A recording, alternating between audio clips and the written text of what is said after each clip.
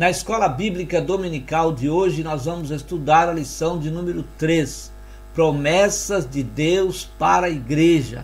Na aula de hoje, nós vamos apresentar as promessas de Deus para a Igreja de Cristo.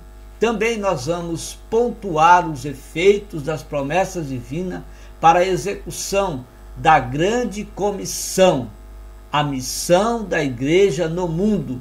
Ao final da aula, nós vamos conscientizar acerca das condições para vivenciar tais promessas. Fique conosco para mais um estudo da Palavra de Deus na Escola Bíblica Dominical.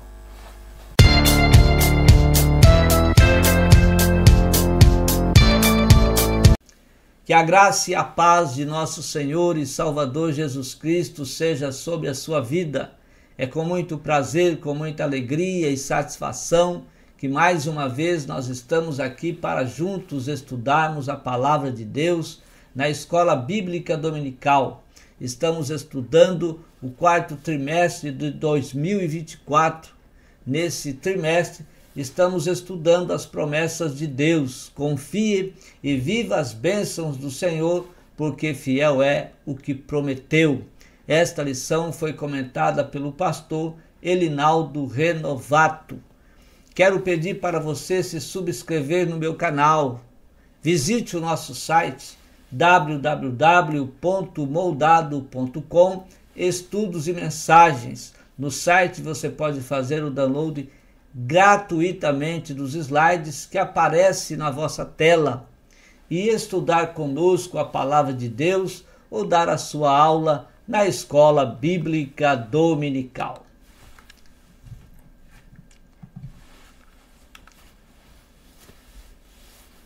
As promessas de Deus. A introdução da nossa lição, a Igreja de Cristo é portadora de promessas gloriosas. Portanto, onde está a Igreja, estão as promessas gloriosas de Deus, porque a Igreja carrega consigo essas maravilhosas promessas. A Igreja foi idealizada pelo Pai, ou seja, Deus idealizou a Igreja. Cristo veio e edificou a Igreja. Ele disse: eu edificarei a minha Igreja. Aí Jesus edificou a Igreja, foi para junto do Pai e enviou o bom Consolador, o Espírito Santo. Então o Espírito Santo agora é quem guia a Igreja que o Pai idealizou, que Cristo edificou.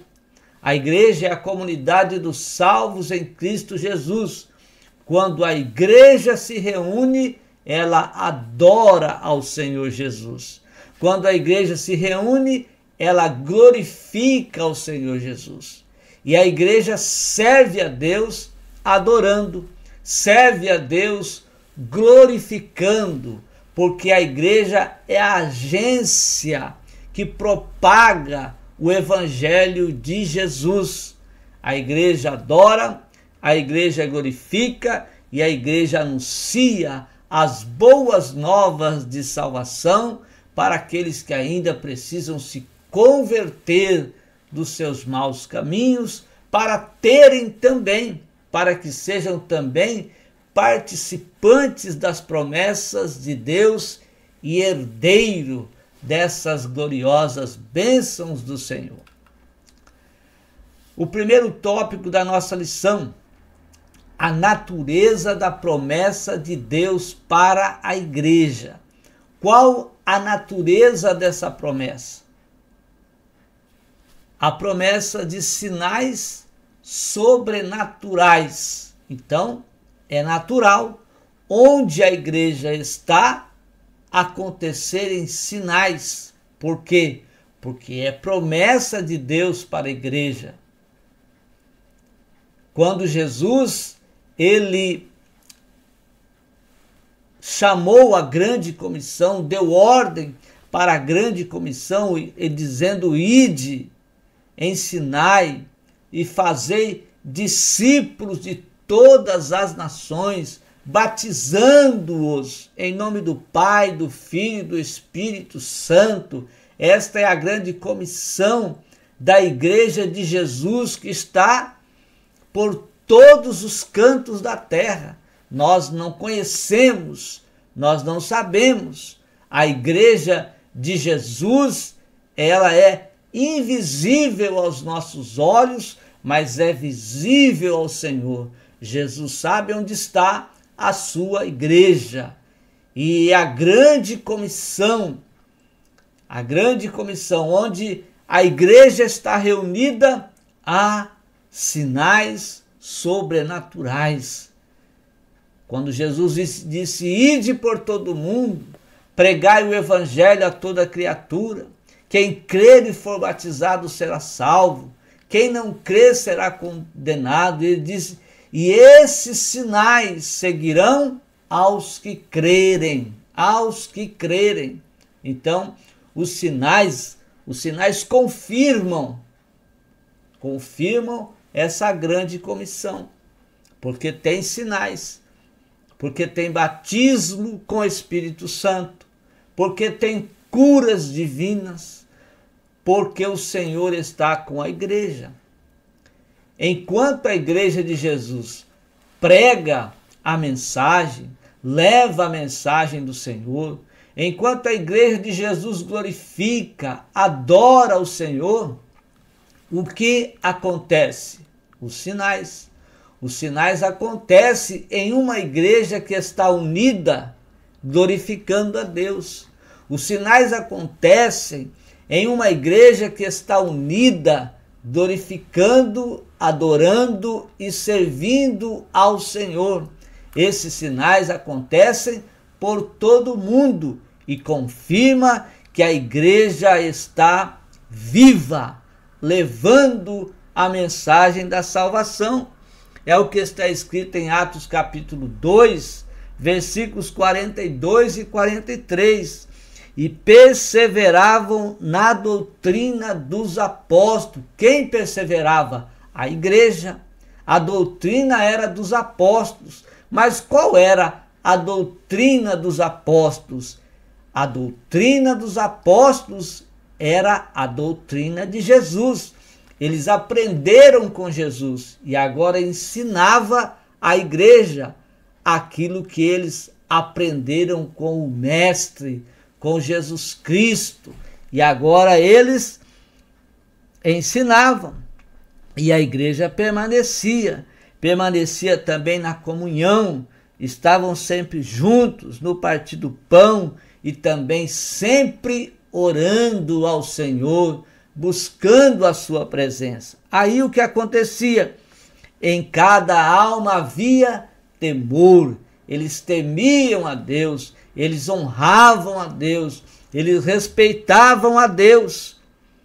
E o que acontecia?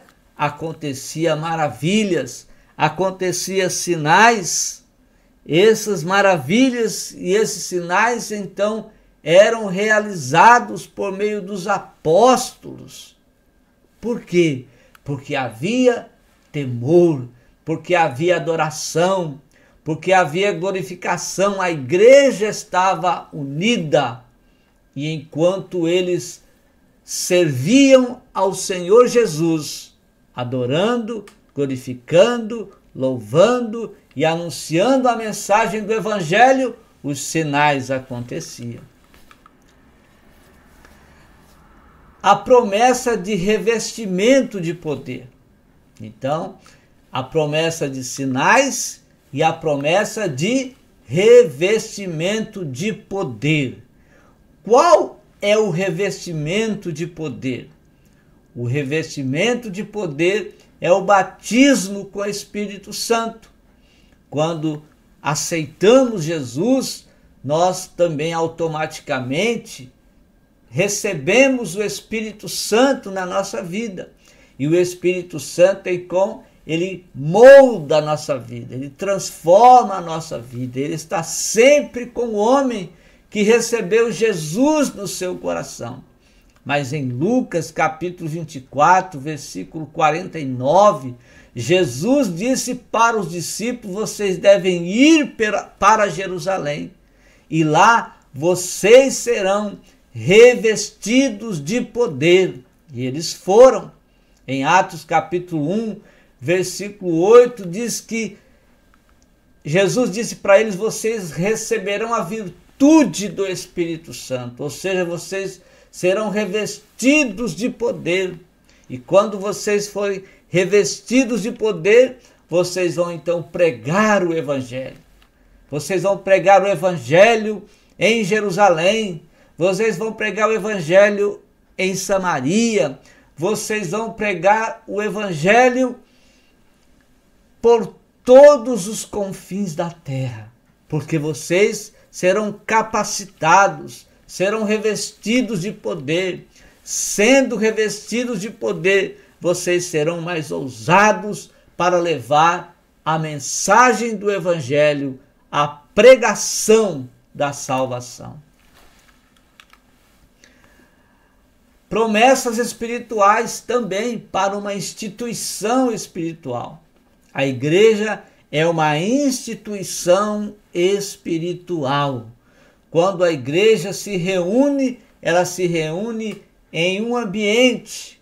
O ambiente se torna espiritual, porque nesse ambiente nós glorificamos o ser espiritual, o Deus Todo-Poderoso, Criador dos céus e da terra. Nós lemos a palavra de Deus, porque a palavra é de Deus. E as promessas registradas nessa palavra são de Deus. Os louvores são para Deus. Tudo é espiritual.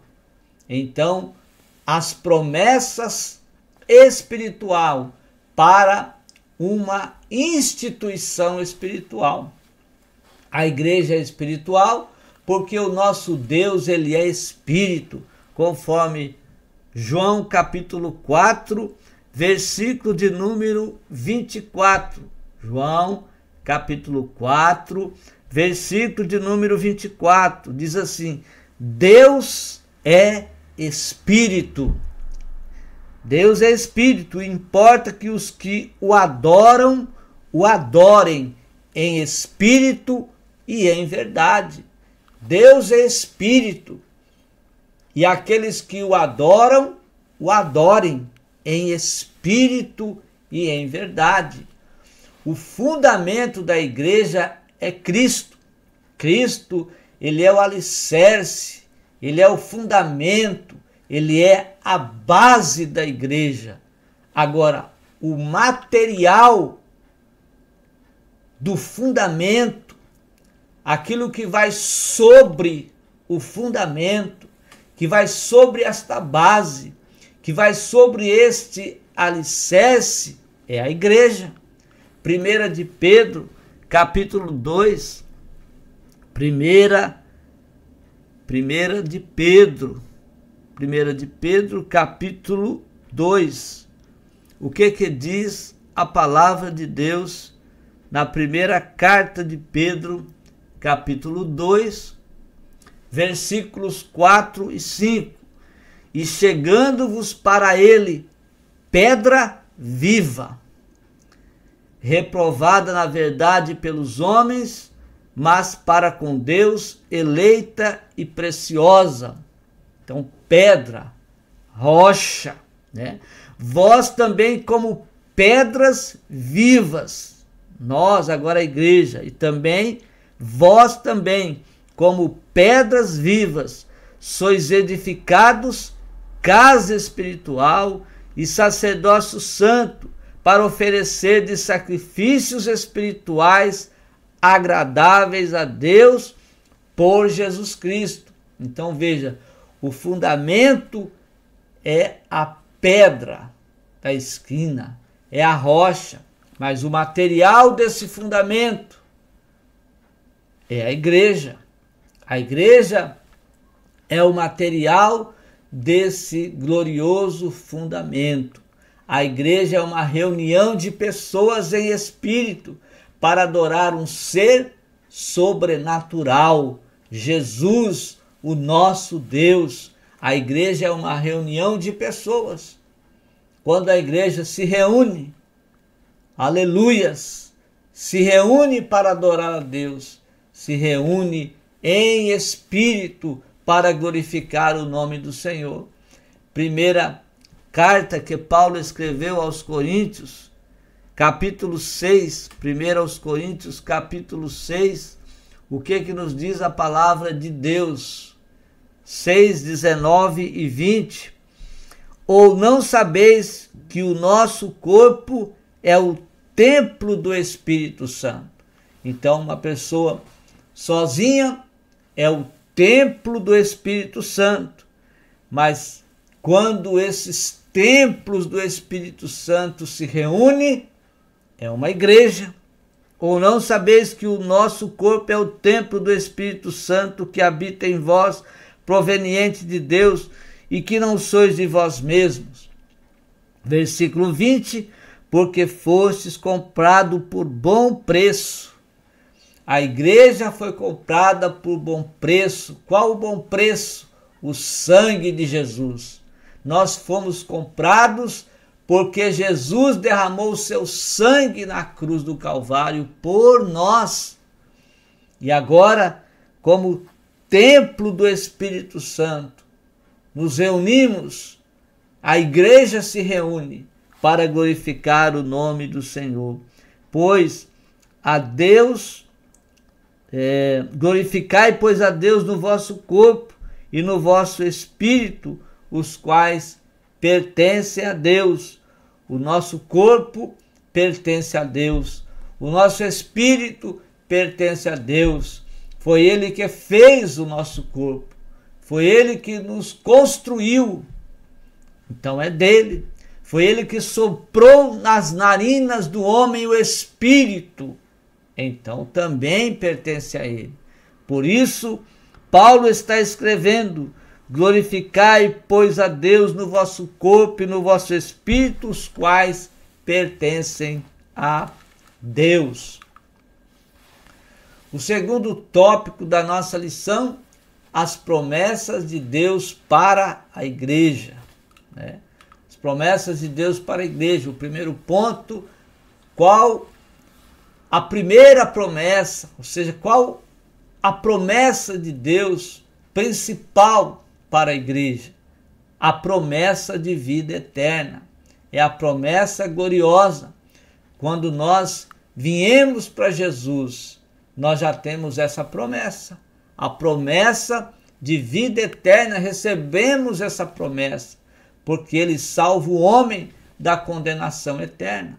A promessa de Deus para quem nele crê e se arrepender. Quando o homem crê em Jesus, se arrepende dos seus pecados, ele torna-se consequentemente membro do corpo de Cristo e herdeiro da vida eterna. Quando o homem recebe Jesus no seu coração, aleluias, ele torna-se membro desse corpo, o corpo de Cristo, e ele passa a ser então herdeiro da vida eterna. João capítulo 3, o versículo 16, quem nele crê tem a vida eterna.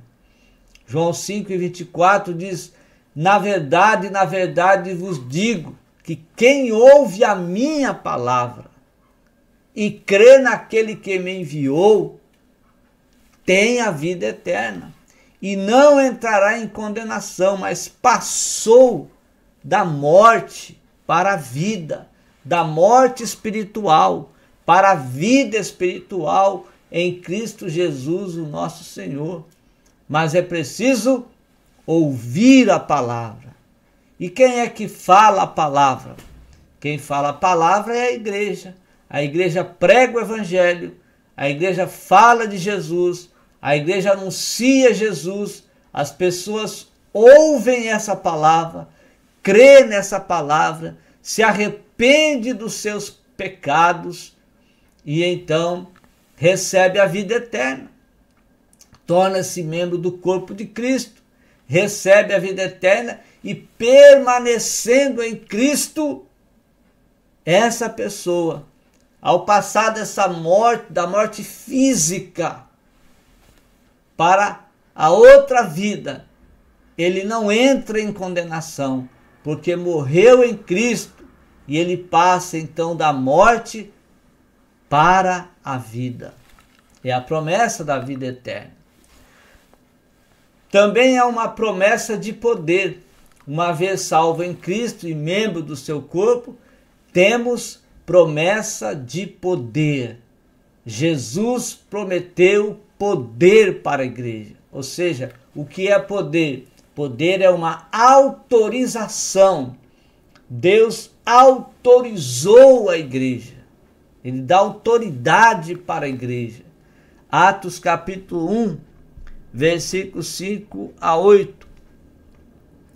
Atos capítulo 1, versículos 5 a 8 diz assim: porque na verdade, Atos 5 a 8, porque na verdade João batizou com água, mas vós sereis batizados com o Espírito Santo não muito depois desses dias. Aqueles, pois, que se haviam reunidos perguntaram, dizendo: Senhor, restaurarás tu deste tempo o reino a Israel? E disse-lhes: não vos pertence saber os tempos, as estações que o Pai estabeleceu pelo seu próprio poder, mas recebereis, olha aqui, Jesus está prometendo poder para a igreja. Recebereis a virtude do Espírito Santo. Recebereis a autorização, a autoridade do Espírito Santo. Ele há de vir sobre vós. E ser-me-eis testemunhas, tanto em Jerusalém, como em toda a Judéia e Samaria, e até os confins da terra. Ou seja, Jesus promete poder para a igreja. Jesus dá poder para a igreja pregar o evangelho. Não é para as pessoas se aparecerem, mas para pregar o evangelho, para anunciar o reino de Deus, para falar do seu grande e glorioso amor.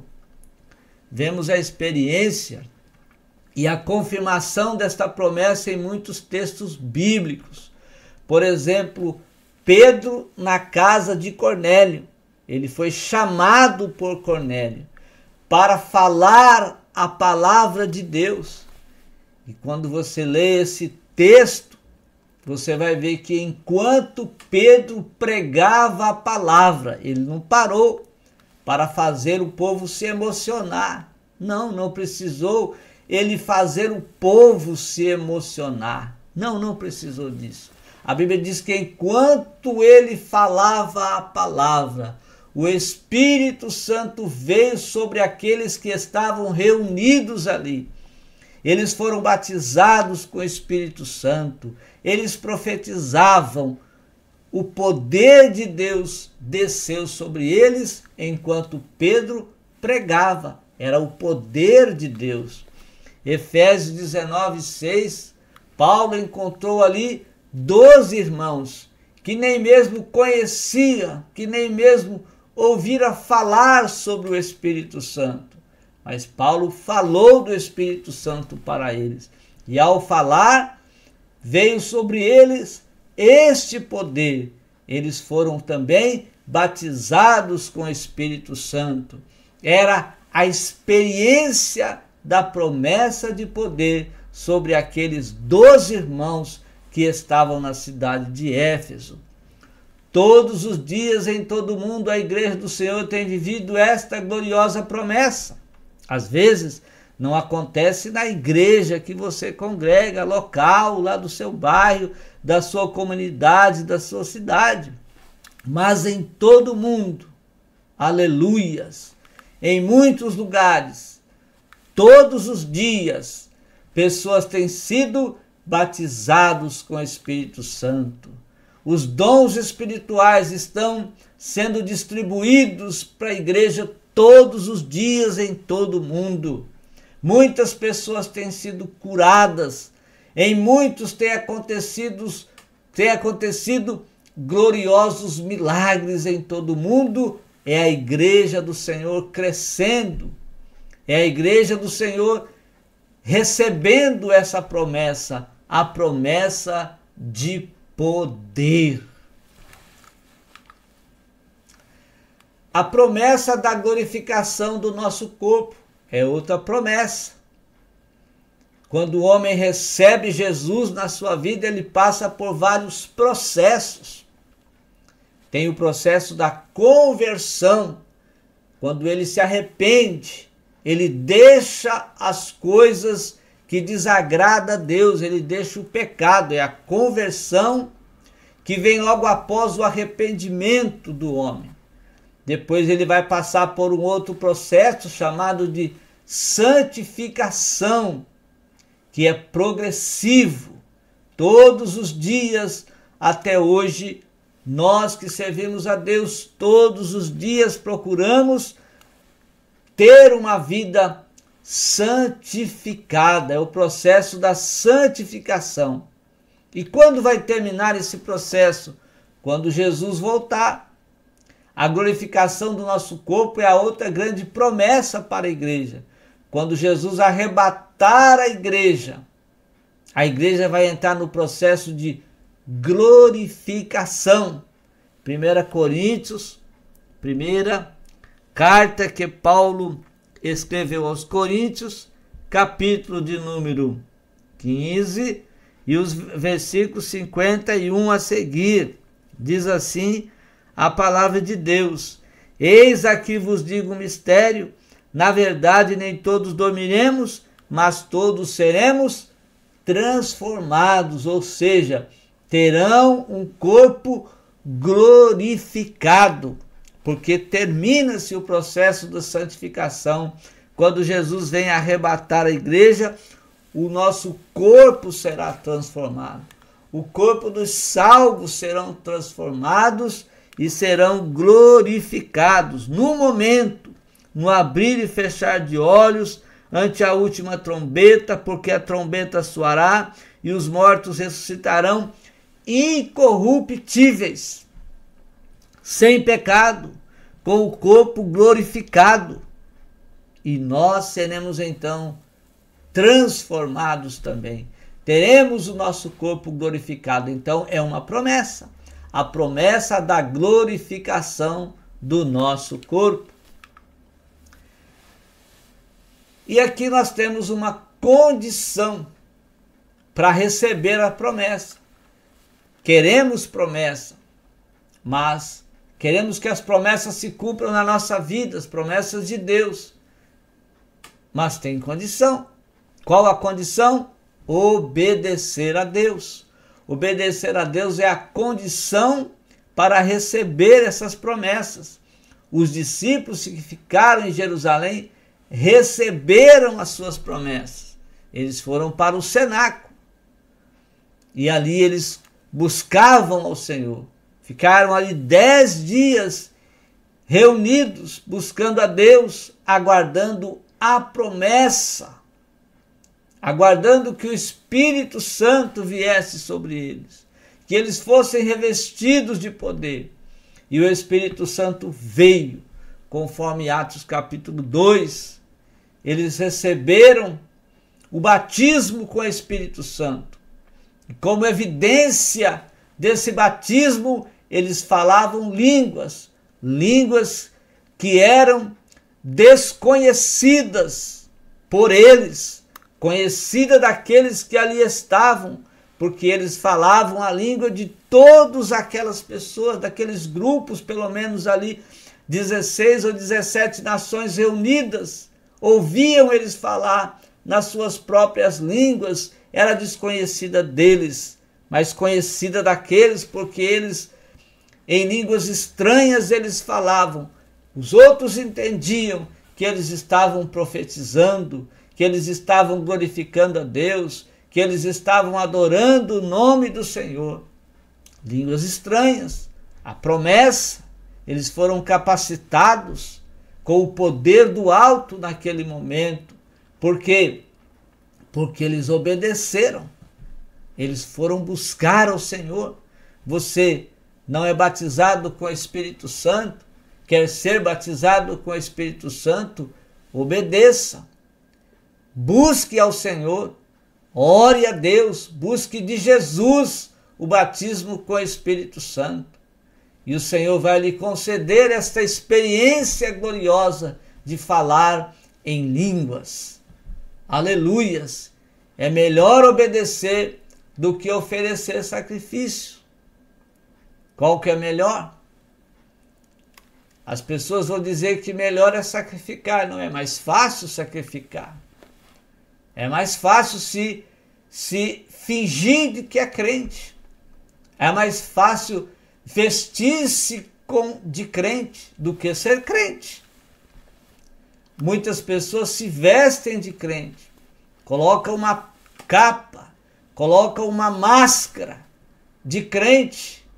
Olha para ele, é um crente, mas ele não é crente. E é um sacrifício que ele está fazendo ali, dentro daquela capa, dentro daquela máscara. Não é um crente. Então por quê? Porque o sacrifício é melhor, é mais fácil. Agora, obedecer, por isso que é melhor obedecer do que oferecer sacrifício. Quando você obedece porque você tem um coração transformado, uma vida renovada, e agora você vive em obediência ao Senhor. Vamos ver o que diz Atos capítulo 3 e o versículo 19, diz assim: arrependei-vos, pois, e convertei-vos, para que sejam apagados os vossos pecados, e venham assim os tempos do refrigério pela presença do Senhor. Então, o que é preciso fazer para você ter uma vida de obediência? Arrepender e converter, deixar o mau caminho. Isso é obediência, para que você receba a promessa de poder, para que você receba a promessa de vida eterna, para que você receba as promessas de Deus. Você precisa obedecer. Sacrificar. O povo de Israel sacrificou por muito tempo animais e oferecia, pecava, levava lá um animal, oferecia aquele animal para que fossem perdoados. Mas não era, apenas encobria o pecado, era sacrifício. Mas Jesus veio e João profetizou dizendo: eis o Cordeiro de Deus que tira o pecado do mundo. Então, para você viver uma vida de obediência, você precisa de Jesus, porque Jesus tira o pecado. Aí você vive sem sacrifícios. Você passa a obedecer a Cristo. O jugo de Jesus é suave, é leve, e você passa a ser manso como ele.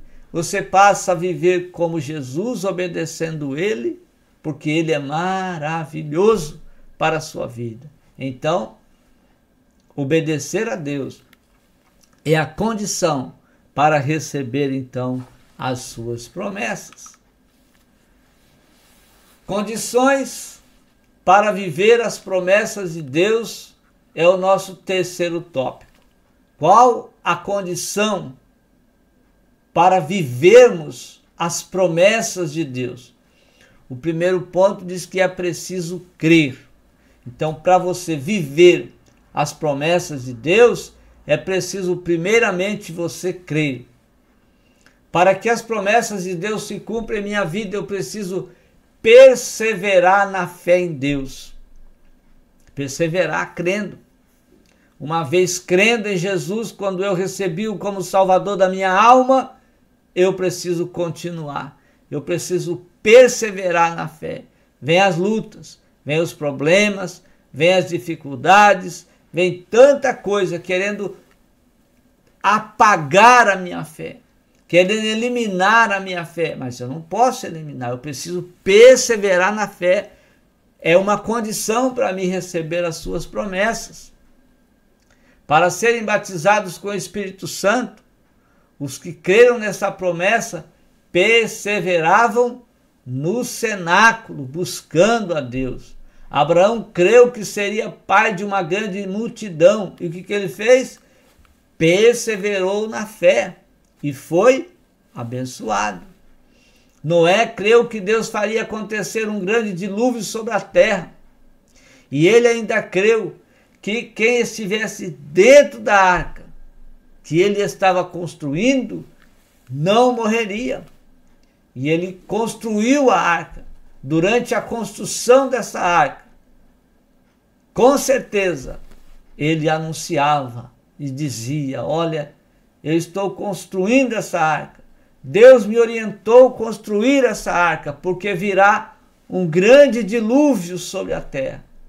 E aqueles que não estiverem dentro da arca morrerão afogados nas águas do dilúvio. Mas as pessoas não creram. Noé e sua família entraram na arca. Veio a chuva, veio o dilúvio, e muitas pessoas, ou seja, todas as pessoas que não estavam dentro da arca, morreram afogados nas águas do dilúvio. Noé creu que Deus faria acontecer isso, e aconteceu. A viúva perseverou em pedir ao justo juiz a solução do seu problema e foi atendida.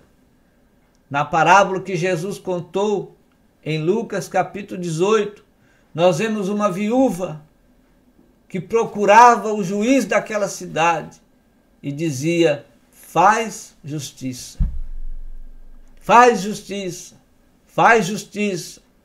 E o juiz não fazia justiça, mas em dado momento, aquele injusto juiz, ele atendeu o pedido daquela viúva e solucionou o seu problema.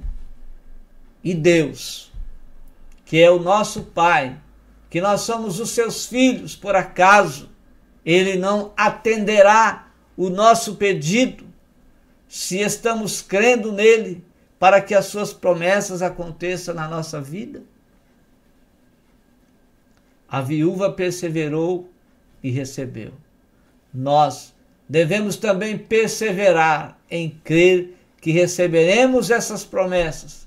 Obedecendo ao Senhor, nós vamos então ser herdeiros dessas promessas espirituais e outras promessas que acontecem aqui na terra, sejam materiais ou espirituais, vamos também receber conforme o Senhor nos prometeu. Precisamos reanimar a nossa fé e confiar nas promessas de Deus. Efésios capítulo 6 e o versículo de número 10. Efésios 6 e 10 diz assim: no demais, irmãos meus, fortalecei-vos no Senhor e na força do seu poder. Ou seja, confie no Senhor, espere no Senhor, tenha força, se fortaleça nele. Quando nós nos fortalecemos no Senhor, nós ganhamos ânimo para perseverar na fé em nome de Jesus e alcançaremos então essas promessas. É preciso ser fiel. Se cremos no Senhor, apresentemo-nos a Ele com fidelidade. Devemos ter uma vida de fidelidade. Veja que Jó, mesmo sem saber que era alvo da malignidade do diabo, ele foi fiel ao Senhor. Ele continuou, perseverou fiel a Deus. Os seus filhos morreram. Os seus bens foram destruídos. Ele ficou sem nada. Ele era alvo da malignidade do diabo. Mas ele perseverou fiel ao Senhor, acreditando nas suas promessas. E Deus o abençoou grandiosamente. Daniel foi fiel ao Senhor desde quando chegou no palácio babilônico e permaneceu fiel mesmo depois de ser lançado na cova dos leões. Daniel permaneceu fiel a Deus. Quando ele chegou no palácio, chegou confiante no Senhor, chegou sendo fiel a Deus, não participando de da idolatria do palácio babilônico, desde a comida até os deuses que havia ali. Daniel não participou de nada da corrupção do palácio babilônico. Ele permaneceu fiel. Ele foi perseguido durante a sua fidelidade a Deus. A sua oração foi perseguida. A sua fé foi perseguida. Ele foi jogado na cova dos leões. Mas ele permaneceu fiel. Deus o livrou de todas as perseguições, inclusive de ser comido pelos leões. Por quê? Porque ele foi fiel. Assim também os amigos de Daniel permaneceram fiéis mesmo depois de serem lançados na fornalha de fogo. Os amigos de Daniel também permaneceram fiéis ao Senhor. Não se dobraram diante da estátua de Nabucodonosor para adorá-la. Muita gente, todos se dobraram, mas os três permaneceram em pés, dizendo: nós não adoraremos a essa estátua. Se quiser, pode jogar nós na fornalha de fogo. Nós vamos morrer na fornalha queimados, mas nós não vamos adorar a sua estátua, Nabucodonosor. E eles foram lançados na fornalha de fogo. Mas o fogo não os consumiu. E eles deram testemunho do Deus verdadeiro, o qual eles serviam. Então, por quê? Por causa da sua fidelidade. Jesus disse para nós sermos fiéis até a morte. Ser fiel até a morte, dar-te-ei a coroa da vida. Quem vai subir para o céu? O servo fiel. Servo fiel. Entra para o gozo do seu Senhor. É o servo fiel que vai ser salvo. Não é o pregador famoso. Não é o mestre em teologia. Não. Não é o maior pastor renomado por todo mundo. Não, não é. Quem vai ser salvo? O servo fiel. Servo fiel. Então você é fiel, é preciso ser fiel para receber as promessas de Deus, tanto promessas materiais quanto promessas espirituais. Deus abençoa, Deus cumpre, mas é preciso ser fiel a Deus. A conclusão da nossa lição: as promessas de Deus para a igreja do nosso Senhor e Salvador Jesus Cristo são de grande valor espiritual. Como igreja, estamos integrados como membro desse corpo espiritual. Então nós somos a igreja. Temos a promessa. E essa promessa tem valor espiritual para a nossa vida. Mesmo que sejam elas materiais, recebendo elas aqui na terra, nós estamos propagando, anunciando que Jesus nos abençoa e cumpre promessas na nossa vida. Então somos a igreja, somos um membro de um corpo espiritual que é Cristo Jesus, o nosso Senhor. Por meio de Cristo, as promessas do Senhor são grandiosas para todos os que fazem parte da igreja. Você faz parte da igreja? Para fazer parte da igreja, você precisa se reunir como igreja. A igreja, quando se reúne, adora. A igreja, quando se reúne, louva. A igreja, quando se reúne, glorifica. A igreja, quando se reúne, exalta o nome do Senhor. A igreja, a comunidade dos salvos em Cristo Jesus. Sozinhos? Sozinhos não. Sozinhos nós somos apenas o tabernáculo de Deus. Sozinhos nós não somos igreja.